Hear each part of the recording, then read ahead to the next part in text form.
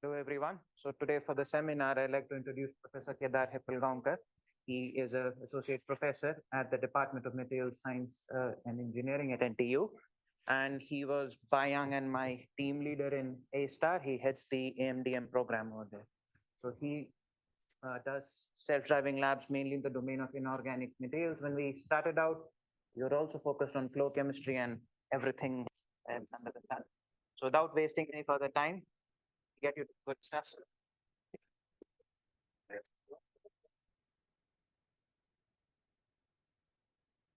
Do we need to turn it on there? Okay. Okay. Okay. It's my pleasure to be here. It's my fourth visit to Toronto in the last 2 years, I think. So I love coming to Toronto, but first time in the winter. So it's 35 degrees Celsius in Singapore right now. So I'm very happy to be here in the snow. And so, yeah. So what I will do is in the first part of the talk, I will give a general overview of what we've been doing for the last 5 years or so. As Nipun mentioned, I did everything under the sun for a few years, and now we're a little more focused on inorganic materials. So just the overview of what we've been trying to do. So the journey kind of started back in 2018 when we built this program on accelerated materials development. So Tonio here, who's back in MIT now, and me, we started this program. And back in 2018, the question was, does AI and machine learning help material science? Does it accelerate material science? So believe it or not, we got 18 million US dollars just to prove that it does, right? Which now us and yourselves and many others have unequivocally shown that it does. And it was really domain agnostic. So we, at that time, called it non-destructive testing, which really just means that we control the data, right? Whether the data comes from experiments or theory, that's really up to you. But we applied it all the way from functional devices to structural materials and alloys, right? And now we have subsequent follow-up programs in catalysis. We work with AMD, for example, for IC defect detection. We develop algorithms for that, as well as computation models and so on and so forth. But I like this one particular example. So this kind of embodies what we're trying to do. So this is actually an industry-funded project with BASF. It is in collaboration with Alexei Lapkin, who's also an AC member at Cambridge. We had a student that we co-supervised. And the problem statement was not what BASF would do. They wanted to optimize shampoo formulations, but they can do it themselves. They have the Bayesian optimization algorithms to do this. They told us instead, given the large parameter space of making a shampoo formulation, can you create the most diverse data set, right? So that got us thinking. It is not just your regular fractional DOE. We had to come up with an intelligent design of experiments. This is done in collaboration with another professor in Cambridge as well. And essentially, it's like saying you have 20 million possibilities. And at the end of the day, we only collected 800 data points. So how do you get those 800 data points to capture the chemical complexity of 16 million compounds, right? That's the question. And so there is statistics that does that, obviously, right? So we actually worked on this a little bit. This paper will be published soon about the sampling of that as well. But how do we come about doing 800 experiments, right? So we need to worry about viscous liquid handling. So shampoos are extremely viscous and non-Newtonian. So most of the auto-pipetting tools that you hear about, they will not work for viscous liquids. So we had to actually devise viscous liquid capability. I'll show that in the next couple of slides. Mixing is really critical as well. pH, right? So your pH, target pH has to be 5.5.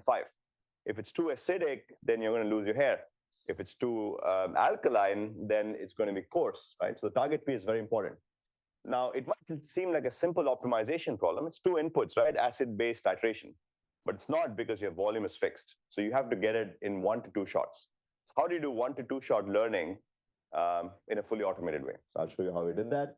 And then you measure phase stability, right? So BASF told us that the way they do their tests is they leave it on the shelf for 48 hours.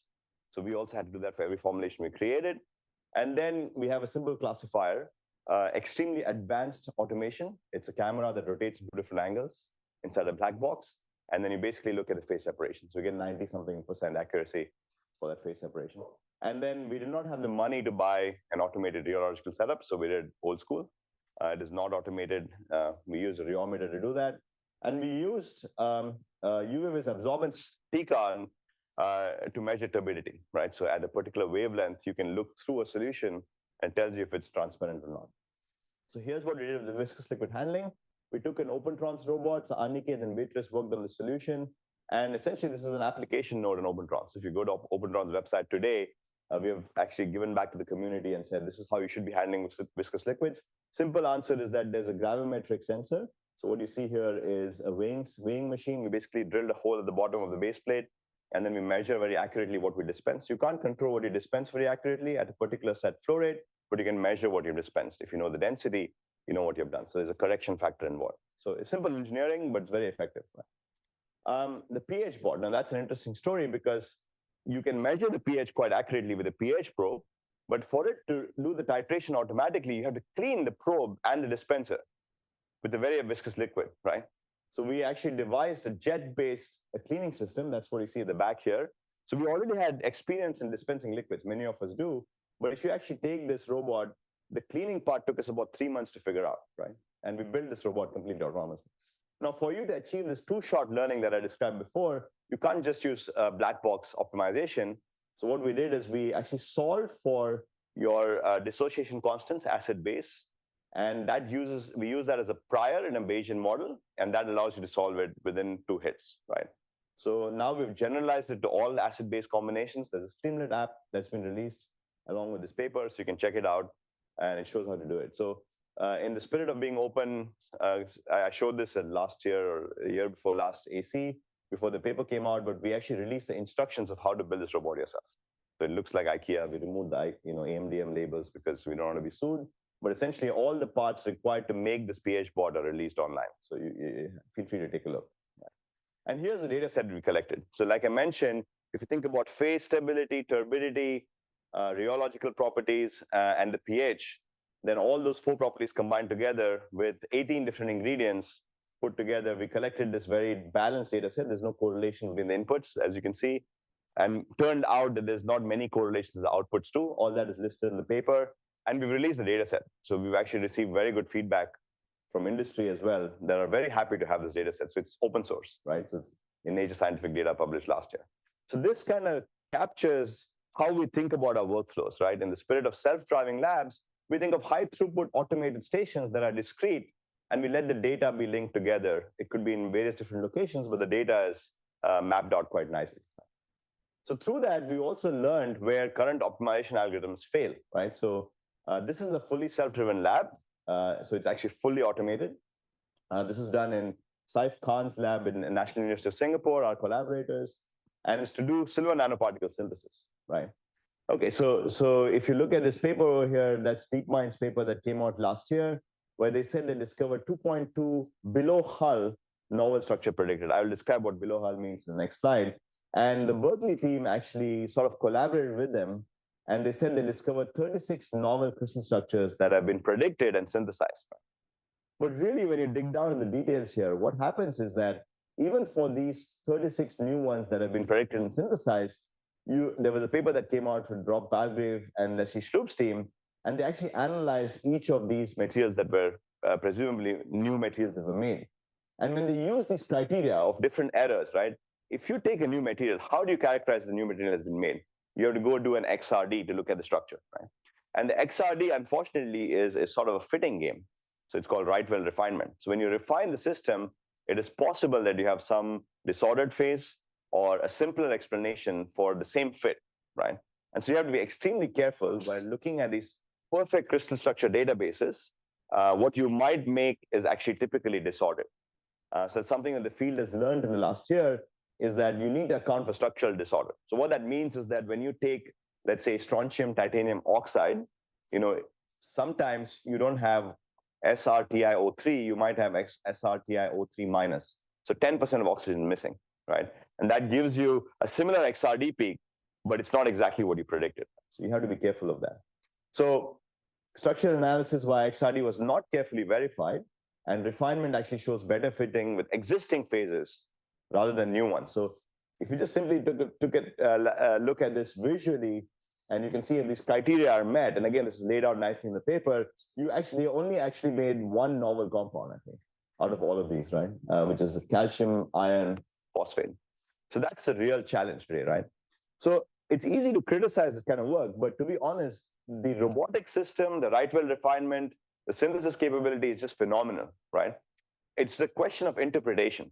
Have you made a new material? That really depends upon an expert saying yes or no, right? So you have to bring the expert in to decide if what you've predicted is actually what you've made, right? And that's really where the problem lies. So let me explain what novelty means, right? So in our field, novelty actually comes from function or property, right? So if you have, for example, this is something I've worked on for many years, MOS2, which is molybdenum disulfide, is a 2D material. It's a transition metal dicalcagenide. And if it has a hexagonal face, which is on the top left, versus one teeth prime face, it has slightly different structural symmetries, and they have wildly different properties, right? In the monolayer limit, this is a direct bandgap semiconductor, which has been used for many, many different optoelectronic devices. This, actually, we discovered this in Nature Materials paper before we did any sort of machine learning, is actually semi-metallic and has superconductivity, right? If you use the logic that's used in all these papers, you look at the Hull diagram, right? So on one side, you have molybdenum, the other side, you have sulfur, MOS2 sits over here, and the Hull means that it's the thermodynamically most stable predicted phase. And if you look at, for MOS2, the composition, MO and S2, what is the most stable phase? It's actually neither this one nor that one, right? That's how far the computations take you. If you make them in the lab, you can actually stabilize both of these, but it's not the thermodynamically stable phase, right? So what does that tell you, right? So you actually have to be very careful in using these sort of computations to predict stability criteria, for example. Another really nice paper that you should look at is Tony Cheetham and Ram Shadri's paper, where they talk about novelty, which has to be credible. This is what I've discussed in the past few slides. And novel with respect to some utility, has some function.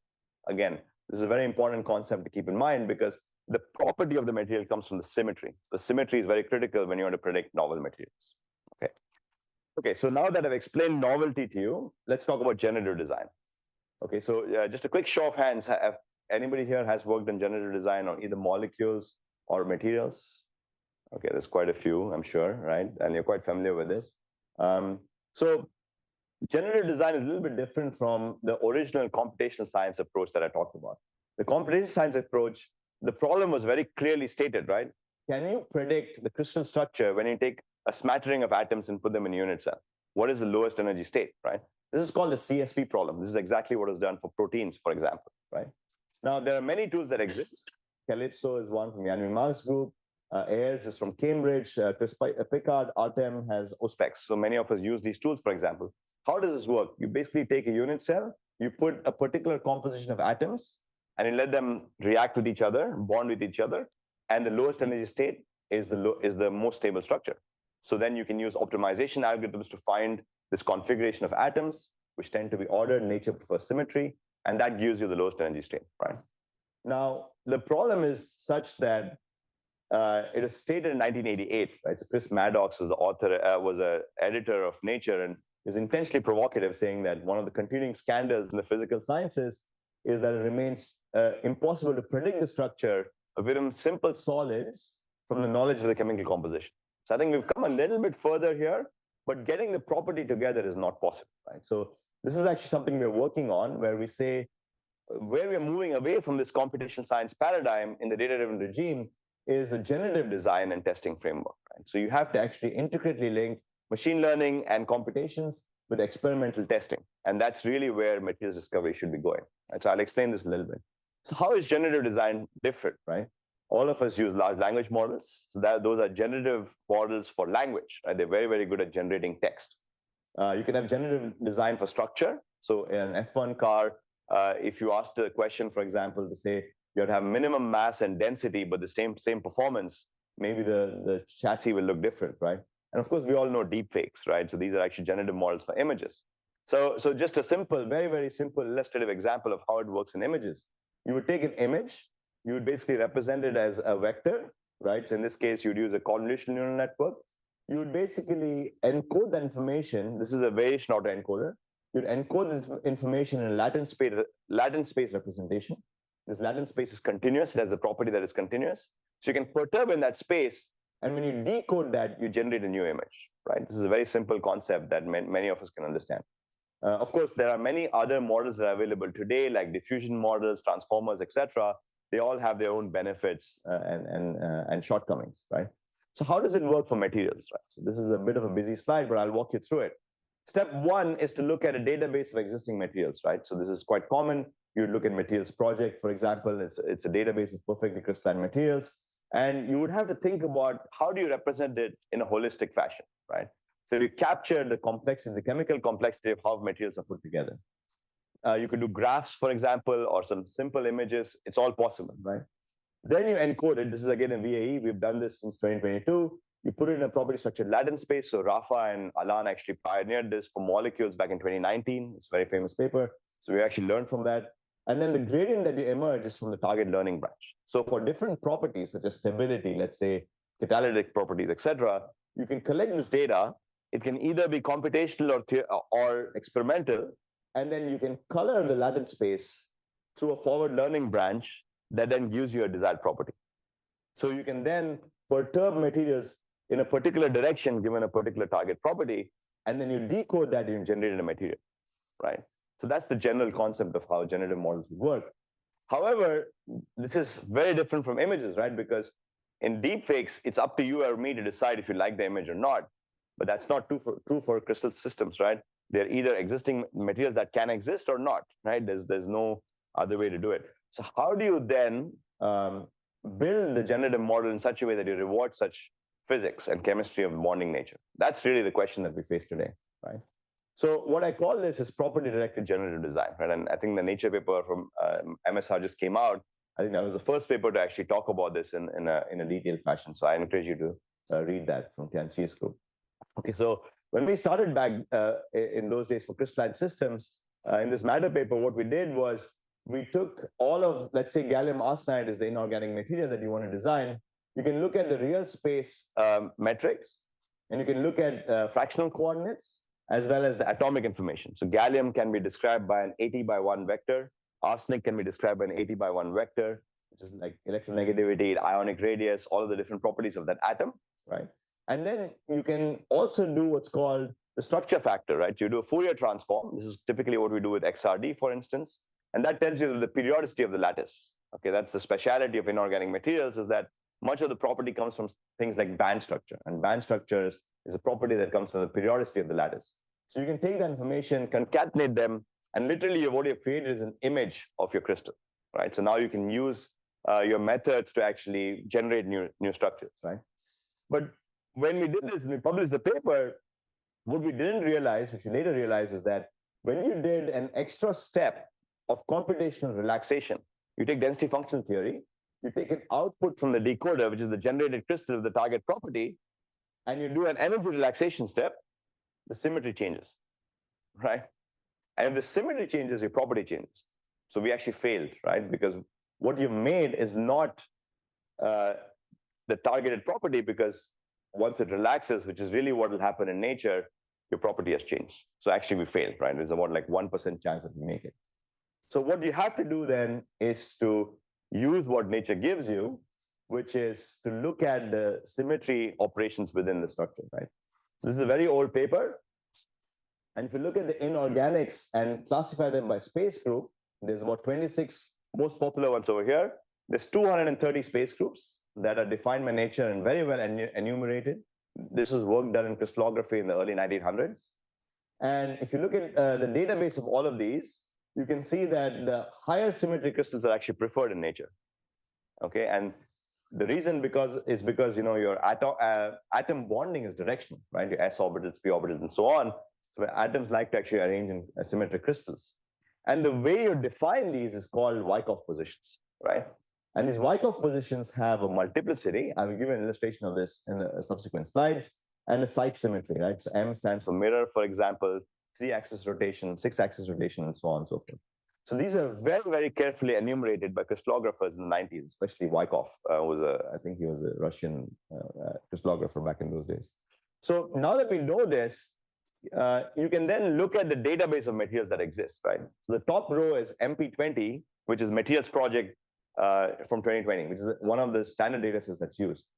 And what you see here is what I showed previously as well, right? So P1 is the lowest symmetry. It just means translational symmetry.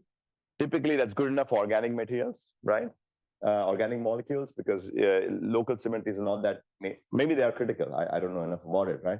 But that's just P1 symmetry. But all of these are higher order symmetries, right? And this F is basically stands for face-centered cubic. and so on, right? Rhombohedral, etc. So the smattering of colors that you see here is how many crystals are there in the data set with that particular symmetry into the 230 space groups. And now the models that I show here are all generative models in the last few years, which are open source, right? So the first two are the ones we have developed. I'll talk about it a little bit later. Crystals Former came from a group in China. DiffCSP also came from a group in China, and they've looked at space group symmetries. They were, in fact, the first ones to do it. And then FlowMM is the one from Meta, right? And what you see here is DiffCSP and FlowMM, for example, do not account for Wyckoff-based symmetries. And you can see the distribution of the generated crystals is widely varying from what you should see in real material systems, right? So the story is that crystal symmetries are very, very important. If you account for the Wyckoff symmetries, you're then representing nature's preference much better, right? So then I go to the next chapter about symmetry, right? And the way we do this is by looking at the Wyckoff. So let's look at strontium titanate, which is a well-known perovskite oxide system. And here what happens is that strontium sits in the 1b site in the center of the atom. Titanium sits in the 1a site at the corner of a cube, and the oxygen forms an octahedra around it, right? And coordination environments of elements are actually what is the building block of these materials, right? So that's really critical. So you can then say, well, the gene of a crystal, so we call it Wyckoff gene, is literally the element and its Wyckoff position, right? So if you can enumerate the multiplicity, the rotation, and all that, you're then getting the Wyckoff gene of that particular unit cell, right? So we thought that's a very powerful tool. This is what we did in this paper that was published last year. And here's the material representation, right? So you look at the stoichiometry, that's obviously important, the ratio of the atoms. The atomic feature matrix, so now you're representing the atom itself. Like I mentioned, it's like an 80 by 1 vector. This is a ternary compound. And then the Wyckoff side matrix, which is intricately linked to the space group. So for a particular symmetry, you have a particular Wyckoff side matrix, right? And this is actually, if you think about the breakdown of the feature representation, this is rather trivial, right? We didn't even have to work that hard on coming up with this representation. So we use this, and then one thing you notice that in this representation, we have no atomic coordinates.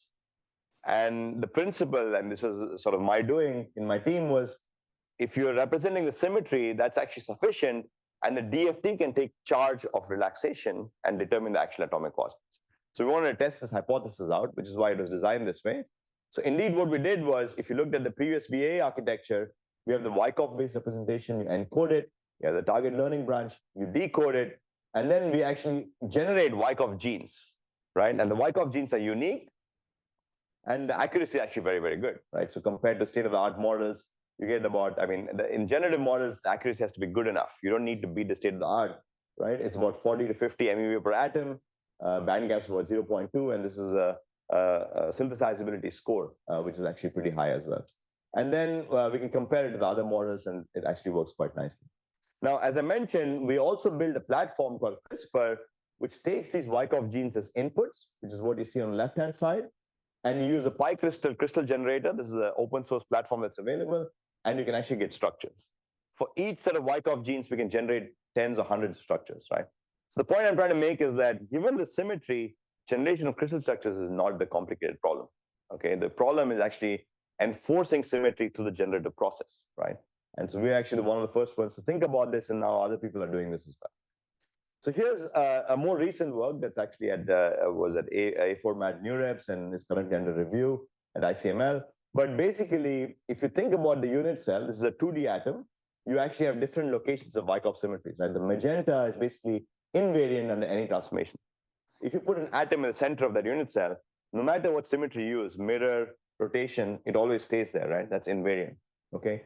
And then you would have the yellow and the red ones are actually along the mirror lines, right? And the, teal is the color there, green, is actually, it has the largest degree of freedom, right? So you could have a small representation of this unit cell, which is just this part here, and that can represent an asymmetric unit that represents the unit cell as well, right? So we use this information, and we encode it because transformers are so powerful for language. We took the space group, the element, and the site symmetries associated with the Wyckoff sites, and that provides the most compact representation of the structure, right? And you can use this with the transformer model and then predict generative crystals, right? Now, what the other thing we learned here, and maybe this is a little bit detailed, is that you have to define new metrics for what makes generative models good, right? And this is very, very critical. So one is that you want to look for unique templates. So by templates, you mean particular Wyckoff combinations allowed by nature that have not been discovered before, right? That's actually powerful. Again, the percent of the P1, which is the lowest symmetry, has to match that of nature. So the lower, the better. Okay, because obviously inorganic crystals have higher symmetries, right? So it cannot be that the P1 is very high and then you're not obviously not doing something wrong. And then the distribution of the space group is with respect to the training set, right? So the lower the chi-square value, the better it is. Right? We actually tested this metric for different existing state-of-the-art models. And the other thing we've done is also look at stable, unique, and novel structures. I talked about novelty, and so novelty is with respect to the template. And unique means that it doesn't exist in the data set. Stable is kind of a bad heuristic that's used for 0.1 EV per atom above than the hull. And we also look at symmetric, right? So you have to actually define the symmetricity of it, stability, uniqueness, and novelness. We call it the SSUN metric. And then, in fact, we're not the best ones, but I think the ones that obey the symmetries, as I mentioned, the Wyckoff symmetry, which is diff CSP++, and our Y-former, they're the ones that actually have the best performance, right? So I think the take-home message is very, very clear. Think about the symmetry of operations first when you generate the crystals, and that gives you the desired property. Right? I will spend just a couple of minutes on this because when you have a generative task, then the things that you can do with that are very different from just a computational approach, right? In the computational approach, the only thing you do is determine the lowest energy structure, for example. You can do that here as well. So we showed in our paper that we can actually find the lowest energy configuration for a particular stoichiometry that's given. The second task is polymorph. So you can ask the question, given a space group, can you find a structure for a given composition, right? So does MOS2 stabilize in the 1T prime 166 phase or not? You can ask that question. You perturb in the latent space, and then you can take it out, generate it out, and relax it, and see what the energy of it is with respect to the stable state. And the part that we're all interested in is generation, right? So for example, if you look at this material system, I work with Kakisnak systems, so you can see selenium, germanium, and so on the anionic side, and you look at ternary compounds, so we can predict the high symmetry phases. We can predict low formation energy, which means it's expected to be stable. The degree of freedom, if the degree of freedom is low, then the computational cost is low, and the synthesizability score, right? So you take a combination of these and you can start predicting stuff, okay? So what I've shown you is we've actually predicted about 8 compounds, and we checked their phonon stability as well. And that allows you to say that these should be, with high probability, stable materials that you should be able to test in the lab, right? So all this work goes into predicting materials with certain properties that you're relatively confident that you can make in the lab. Okay, that's the best we can do so far. There's no confidence yet that we can actually make them, right? And you'll see why. So here's an example of experimental synthesis, right? So there's one of those generated compounds, copper tin selenide, right? We looked at those 8 of them, and we looked at this particular one because there's a similar sister family of copper tin sulfide. So sulfur and selenium have the same anionic structure, okay? But sulfur, selenium, and tellurium. Selenium is bigger than sulfur, so you don't know if it's going to stabilize or not. But at least there's some existing body of knowledge that tells us this might be synthesizable, right? We look at the band structure and say it's metallic because the Fermi level actually lies in the middle of the gap. This is a really novel material. I don't know, right, from in terms of properties, but it's never been made before. So, okay, let's give it a shot, right? And you can apply some chemical intuition, right? Is it possible to oxidize in a particular oxidation state and so on and so forth? Seem difficult, but plausible, all right? Then we check the Hull diagram, right? This is what typically you would do. You'd say, if we compute the thermodynamic stability of this material, how stable is it with respect to existing competing phases? Okay, say copper, tin, selenide. Okay, then you see, look at the difference in energies is only about 14 MeV, right? For those who don't talk this physics language, 30 MeV is 300 Kelvin. So 14 MeV is 150 Kelvin, right? So when you synthesize a material at 1000 Kelvin, it could pick any of these phases and stabilize. We don't know a priori why it would choose this one versus that one, right? You can also play with the chemical potential of different atoms. You can synthesize something in a selenium-rich, let's say, furnace, and then that'll give you a different phase than if it was selenium-poor, right? So these things, there's no way to account for them yet in terms of all the computation predictions that we have. But anyway, at first glance, it's the most thermodynamically stable phase. We found a new hull compound. Let's go try and make it, right? So we did. Now, we also had to devise new techniques to synthesize these materials, right? Because traditionally, the way you make a solid state material is you literally cook it in a furnace, right? So you take copper, tin, and selenium in that particular ratio, and you perhaps put it in a quartz ampule. You seal it, so you're not, there's no oxygen, etc. inside. And you basically put it in a furnace, close the door, and it's anybody's guess how long the atoms take to diffuse. Sometimes it takes weeks, sometimes it takes hours, right? And you come up with this recipe. This is how traditionally solid-state chemists actually synthesize materials, right? You cannot parallelize or robotize this, right? That is not high throughput, right? Because atoms cannot diffuse faster if you parallelize it. So you have to come up with new ways to synthesize materials, right? So this is what we've done in the last few years, like last year or so. This is real time. So what we do is put a dry mix of powders inside. This is not solvent. And we weigh them very carefully. We mix them with the mortar or pestle, and we compact them inside this joule-heated chamber, which is a quartz tube. And we pass current through it. So it's called flash joule heating. And when current passes through it, joule heat comes because I square R is resistive, and it basically completely melts. Now, what we've learned, which we did not know in the last 6 months, is this is a melt crystallization process, which means that the atoms diffuse, it reaches the melt, and then it crystallizes, right? So it's like how you would make steel, for example, right? And when you quench it, the cooling can be controlled, and it's very fast. So you can try to stabilize kinetic phases. Very, very interesting. We've stabilized some crazy compounds with this, all of which are currently being explored. And there's other ways by which you can do this. This is inspired by Julian Lin's work in 2010. You can make this carbothermal shock, they call it, for example, ultra-fast sintering. You have a carbon layer. For nanoparticles, high entropy systems is really good. Again, it's joule heat. So the film itself has to be electrically resistive but thermally conducting, which is why carbon is really good, or graphite, for example.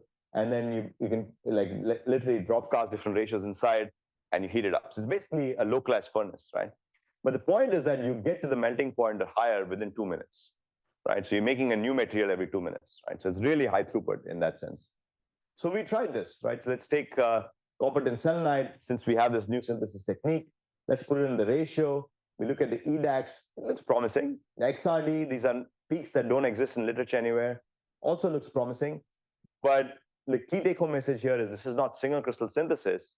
So it's very difficult to identify exactly what the phase is, right? So you could actually do some fitting, right, refinement, for example, and you could find that it fits both phases reasonably equally well. So you cannot say with certainty that you made the phase that you desire, okay? You can do more complicated things. You can basically take a powder, put it in a TEM, right? That's what we do over here, and say, okay, let's index the diffraction pattern that comes from the powder, right? That should be more deterministic.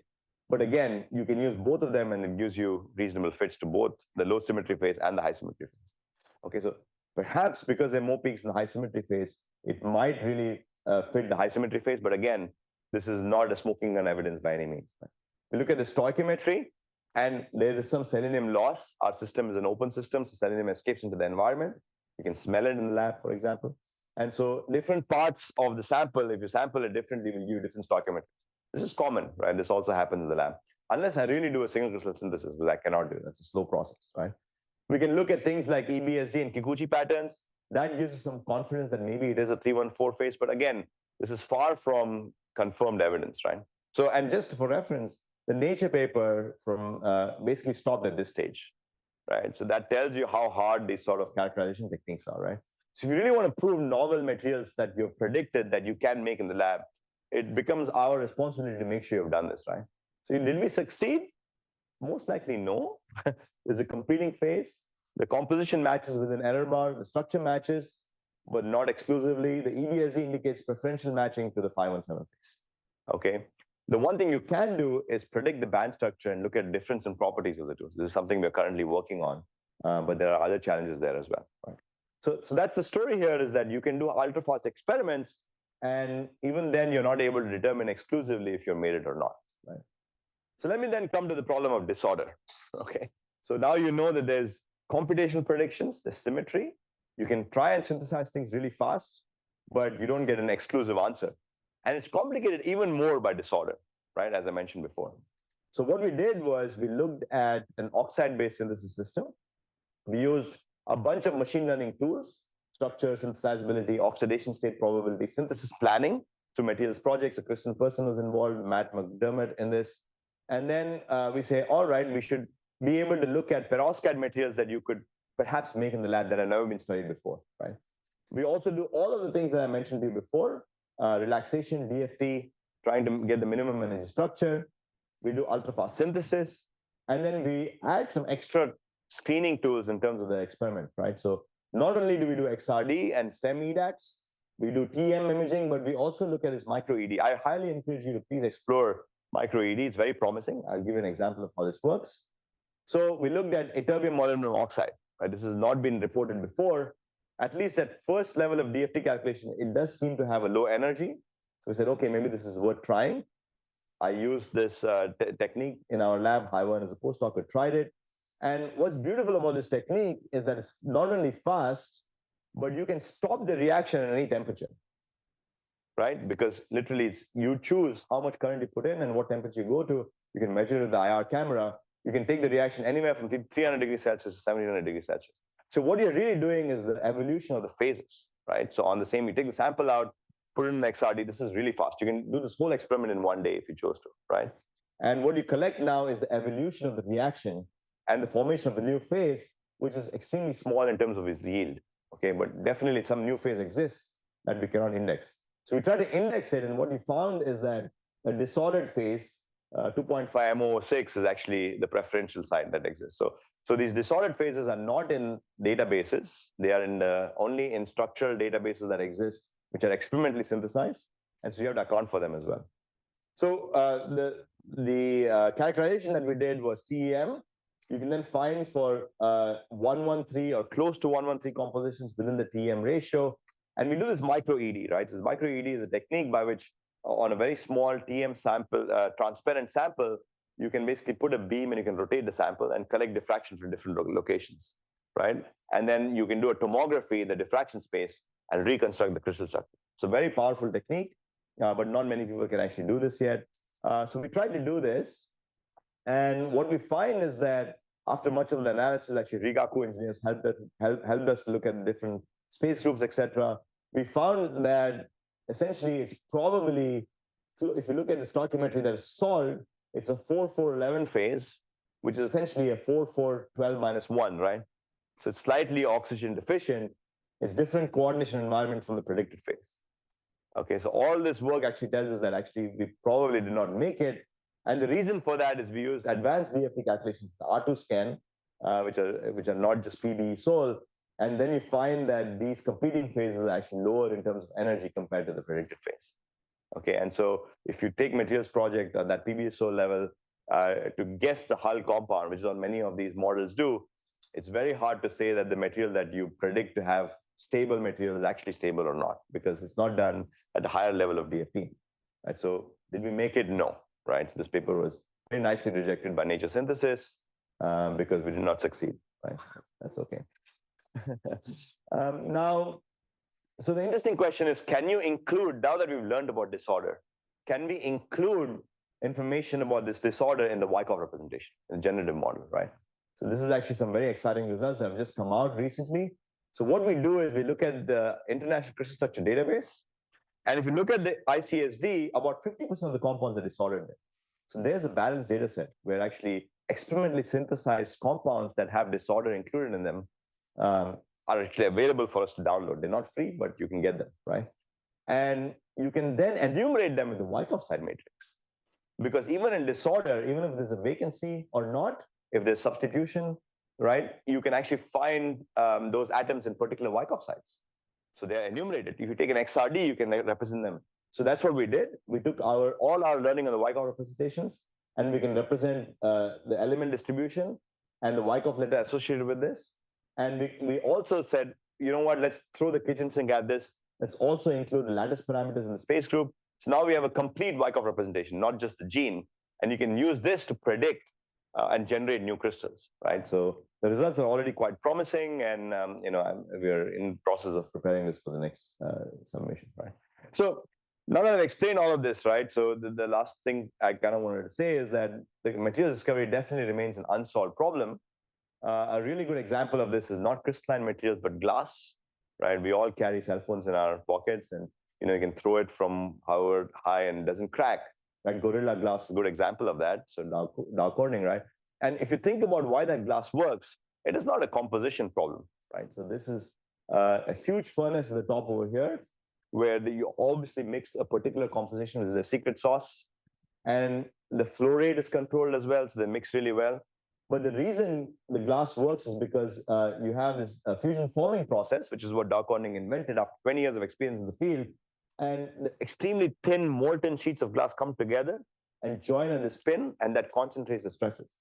And when it actually cools at a particular rate, then you cannot break the glass. And now, interestingly, a completely different process, this is by AGC, the Asahi Glass Company in Japan, does glass floating. This was actually discovered in the UK in the 1900s or something like this, right? And what they do is they basically, in a room larger than this, they float molten bath of glass, and they roll the glass into thinner and thinner sheets. And through that completely different process, you get very similar performance to Gorilla Glass, right? So what does that tell you, right? AI is very good at optimizing. We can do this today, optimize compositions and processes once the process is known. But discovering new processes to get new performance, that's still a human endeavor, right? So really what we need is this collaborative effort where you combine a human discovering new processes, perhaps automating it if you're confident of the process, and then optimizing with AI. Right? That's really why it remains it. And hence, what I wanted to say is the way we now think about materials design is really a complex interplay of generative models, DFT validation, and stability, right? So what I have here are existing databases. They're getting more and more powerful these days. Crystal representations that are invertible, right? That's also a very important challenge. Structure prediction, bonding nature, structure stability, and phase stability. You have to think about all this before you're relatively confident to hand it off to your experimental partners, right? And when you do this, you want to try and make this at least high throughput, if not automated, right? So here's an example of a solid-state system that I talked about. You can do automated dispensing of the precursors, sure. Automated mixing, ball milling, however you want to do it, or high-throughput densification, rapid sintering. So once you've done all of this really fast, you can then provide quick feedback to say, this is working, this is not working, and why, right? And you can't stop at just composition and structure. You have to go after desired properties, right? So if you want to get electrochemical performance, optical performance, so on and so forth, you have to test those properties in high throughput as well. So when you've actually unlocked each of these components, then you bring together a framework, and that allows you to do inverse design. I think we haven't quite done this yet. I think this is something that's in progress. And we have a project on this that just started. It's a 10 million project, and we're hiring. So if you want to come to sunny Singapore, if you're tired of the cold, please join us. So what I want to leave you with is materials and chemistry. I think simulations are not real life. Okay, we're very far from real life. And typically the bottleneck is not the AI or the computational data. Of course, a lot of good work is happening in improving the fidelity of the computational data. It's the experiment, right? And we are doing this also in a collaborative project called, it's a play on words on A-Lab, because it's a collaboration with Berkeley. We're going to set this up in Singapore, working on heterogeneous catalysis. And it's combining the folks in Materials Project and the A-Lab and Joe Lager for electrocatalysis with the folks in Singapore, working both on heterogeneous and heterogeneous catalysis for electrocad and thermocatalytic projects. So again, this is a project we just started in October of last year, and we're hiring. So with that, I'll stop.